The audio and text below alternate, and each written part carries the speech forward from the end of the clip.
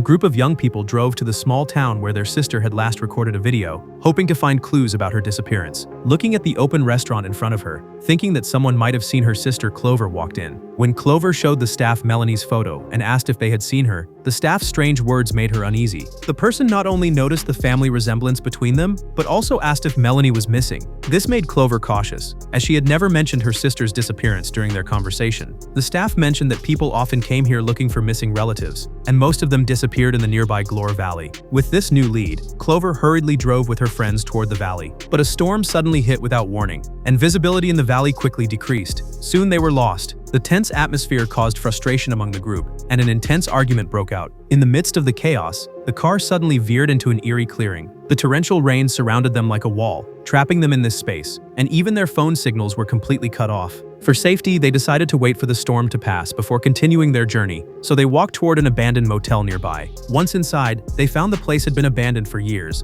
with strange hourglass timers placed on the walls. The motel had no water, but the power system still worked just enough to provide some light. While they were exploring, Nina accidentally found a guest book, but strangely, the guest book had records of visitors who had all signed in for 13 nights in a row.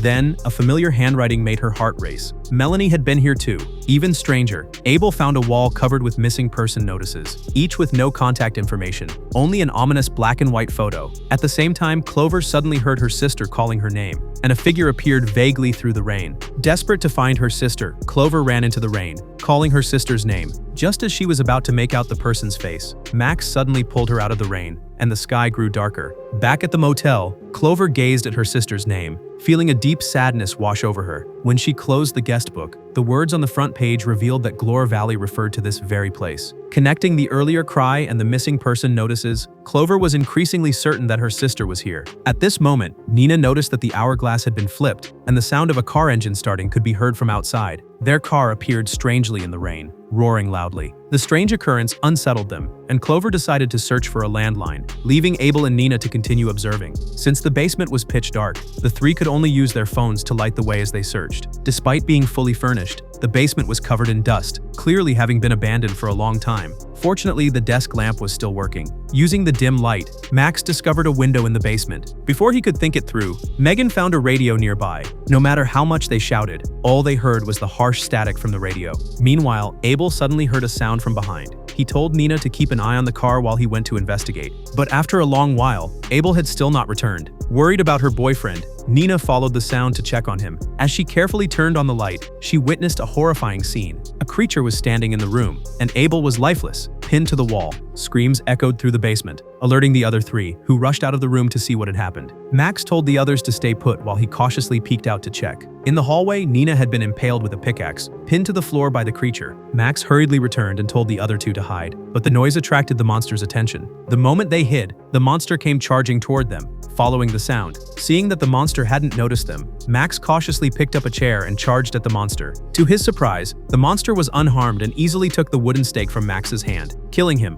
As they heard Max fall to the ground, despair instantly overwhelmed them, and they dared not make a sound. The monster, however, went straight to the closet where Megan was hiding, pulled her out, and threw her to the ground. Then, it grabbed Megan's head and slammed it violently to the floor, a horrifying sight that made Clover tremble with fear. Watching Megan's face grow weaker, Clover gritted her teeth and thrust the knife fiercely at the monster. But the monster seemed impervious to pain. It released Megan and focused its gaze on Clover. Seeing this, Clover hurriedly turned and ran upstairs. In her panic, she dashed into the forest outside. But after running for a short distance, she tripped over a branch and fell. When she got up, she saw Melanie's figure not far away. Just as she was about to call out to Melanie, a pickaxe suddenly pierced her body. As the hourglass slowly reversed, the group suddenly realized they had returned to several minutes ago. Everything felt like a dream. When the group gathered, they realized the seriousness of the situation. The wall had pictures of them on it. Faced with this bizarre scene, Megan, who had psychic abilities, said the situation was getting worse. Abel immediately said they should drive away, but Nina thought the monster might be outside. As they argued, the lights suddenly flickered, and then they heard noises coming from the front door.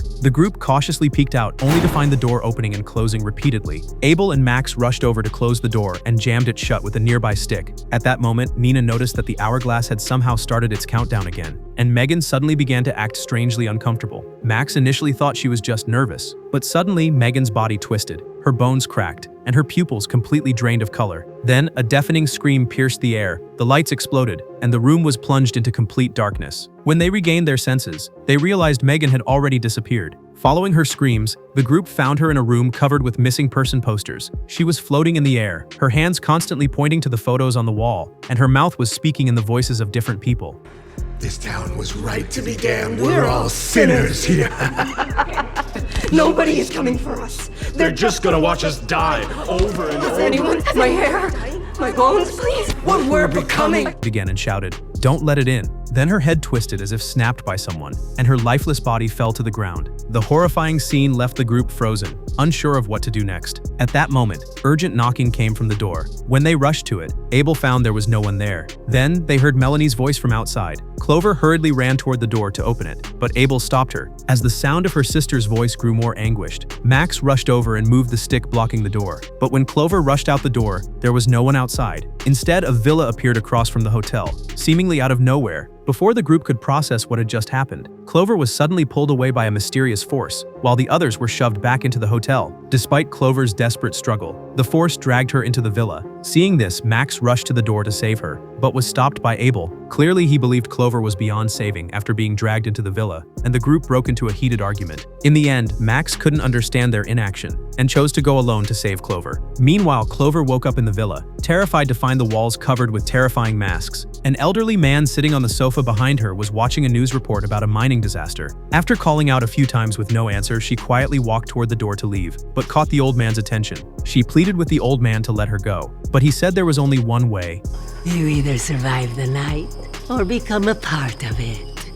The old man suddenly grabbed Clover, slammed her to the ground, and strapped an oxygen mask tightly to her face. Her eyes slowly turned black, and the old man began to rapidly age until he turned into a pile of ashes. At that moment, Clover lay on the ground, an eerie smile unconsciously forming on her lips. Meanwhile, as Max approached the villa, Abel and Nina quickly jumped into the car, trying to escape. But as the car sped into the rain, a terrifying giant monster suddenly appeared in the distance. Terrified, the two immediately turned the car around and headed back to the open field, preparing to get out and run back to the hotel. But Nina couldn't open the car door, and then a spray of blood splattered on her. Abel was gruesomely killed by the monster's blade as he opened the door, and it was now right in front of Nina. Meanwhile, Max was searching for Clover, but the room was empty. At that moment, a noise came from upstairs, and following the sound, Max walked into a children's room. After searching the room, he didn't find Clover, and just as he was about to leave, the rocking chair behind him suddenly toppled over. A clown doll mysteriously appeared on it, and Max grabbed the doll and kicked it out of the way. As he turned to leave, Clover, wearing a mask, suddenly appeared behind him and stabbed him to death. Clover slowly walked out of the villa, only to be hit and sent flying by a monster driving a car. At that moment, the hourglass in the hotel reversed again, triggering the third cycle, and this time, a water tower appeared outside. They brought in a lot of furniture to barricade the door, and then hid in the bathroom.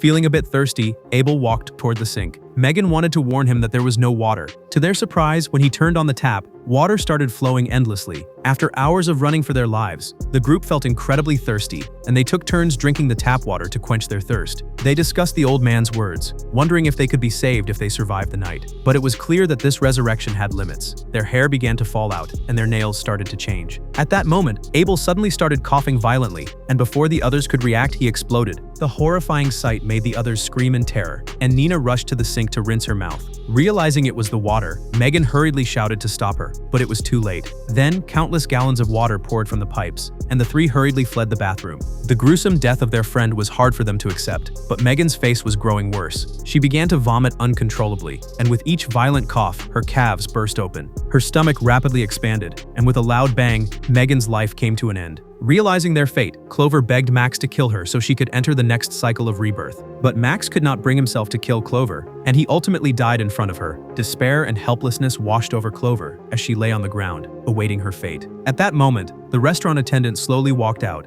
and in disbelief, Clover lost her life. And this time, during their rebirth, their teeth mutated, with a new fang growing from the top. Recalling the attendant she saw before her death, Clover realized that someone might be controlling everything. They searched around the hotel, and eventually Clover discovered that the attendant was actually a psychiatrist named Alan. Many years ago, a mining disaster occurred here, and the entire town was swallowed by the ground. Alan had been sent by the authorities to treat the survivors. This meant that the door in front of them was the real entrance, but behind it was a pitch-black tunnel. Hearing the eerie sound of wind coming from within, Nina nervously closed the door. Meanwhile, Max found a videotape, which contained a treatment session with Alan. He locked a survivor in a laboratory and subjected him to endless fear and despair. As time passed, the survivor began to grow new teeth, lose his hair, and become bloodthirsty. Finally, on the 13th night, he transformed into a creature called a Wendigo. Just then, Alan's voice suddenly came through the radio, and Clover grabbed the microphone to demand a way out. The reply was that only if one person died, the other 4 could survive,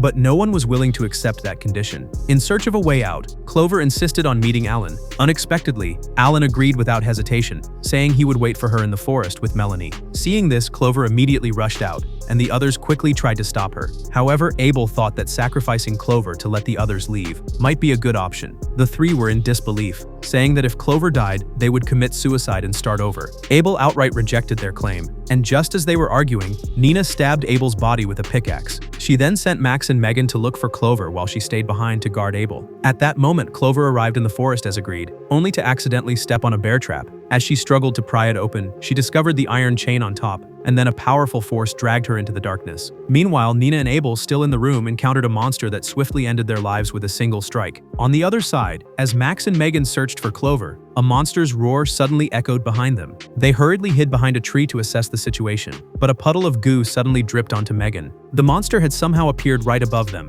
and the 2, frightened, turned and ran. But Megan accidentally fell onto a piece of glass, and with the slightest movement, it would shatter. Max carefully reached out to pull Megan up, but the monster suddenly appeared and dragged her down. By the time Max reacted, Megan had already been dragged into the darkness by the monster. Seeing this, Max could only suppress his grief and rush into the woods. Fortunately, he found Clover, covered in blood in front of a cave. As he stepped forward to help Clover free herself from the trap, a figure slowly emerged from the cave. It was none other than the long-missing Melanie, who had now mutated into a Wendigo. Seeing her charging toward him, Max quickly pried the trap open and pressed it against the monster's face. As it struggled to break free, he dragged Clover into an abandoned shack. Since Megan had already been killed by the monster, Clover handed Max a shard of glass, ready to restart their lives. Max, holding back his sorrow, killed Clover, then drank the water dripping from the ceiling to end his life. When he woke up again, Abel felt something was changing in his body. He slowly lifted his shirt and asked the others, and that's when they realized his spine was morphing into a monstrous form. The extent of the mutation made Clover realize something was wrong,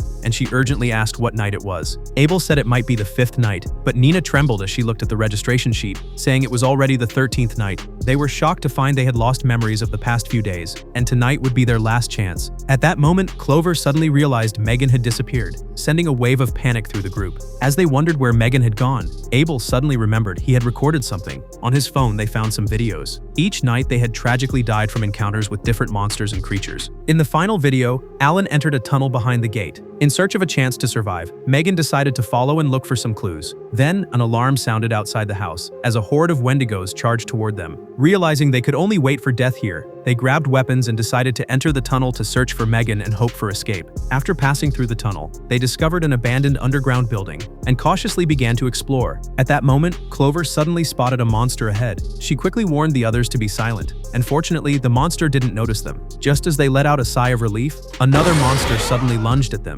Nina didn't react in time and was knocked to the ground. With the monster's jaws wide open, ready to strike Nina, Clover quickly used a pickaxe to pin it in place. They quickly turned and fled, but the monster's roar attracted more of its kind. The 4 could only keep searching for narrow paths to escape, trying to avoid the monsters. Fortunately, after a frantic chase, they discovered a roller door, temporarily shutting the monsters out. As they rushed toward another passage, the glass above suddenly shattered, and a monster leapt down, blocking their path. Seeing they couldn't delay any longer, Max shouted for Clover to go find Megan. He then grabbed a metal box and threw it at the monster, drawing its attention. As the monster raised its hammer to strike Max, Nina and Abel took the opportunity to attack it from behind. When the monster faltered, Max quickly got up and knocked it to the ground. The 3 quickly picked up the monster's weapon from the ground and struck its head with it. On the other side, Clover unexpectedly found herself in an abandoned mine. As she surveyed her surroundings, her mutated sister suddenly appeared and knocked her to the ground. In her panic, Clover ran toward the stairs, but her sister grabbed her and pulled her back down. Facing the bloodthirsty monster, she realized that the only way to escape was to completely deal with it. Clover immediately charged at the monster, tackling it onto a sharp spike. After taking care of the monster, Clover picked up a flashlight from the ground and continued her search inside. As she moved cautiously forward, she suddenly heard footsteps behind her. Clover quickly hid behind a building, covering the flashlight to avoid detection.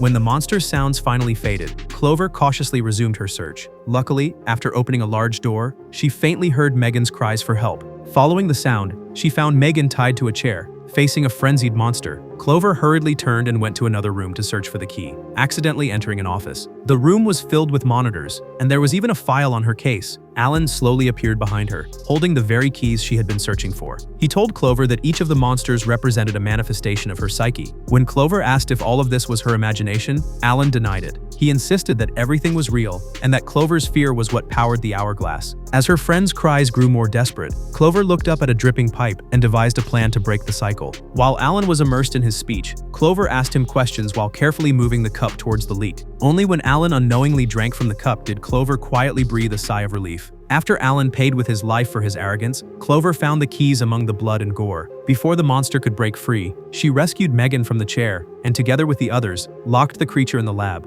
With the hourglass nearly empty, Clover and Megan ran desperately, pursued by hordes of wendigos. Fortunately, the winding corridors of the underground mine gave them some breathing room. As long as they survived until the hourglass ran out, they could finally end this terrifying cycle. Fortunately, just as Clover struggled to crawl out of the underground, the other three were almost there to grab her. As they successfully escaped the underground, the hourglass ran out, and the sky began to glow with the light of dawn. The storm that had once trapped them in the valley had finally stopped, and they had survived. 13 nights of life and death struggles, where it was unclear whether it was the monsters hunting them or their own humanity devouring them. Clover broke the cycle of 13 nights, but she couldn't fully thwart Alan's plot. The darkness never truly left. It merely lay in wait, silently preparing for the next batch of prey.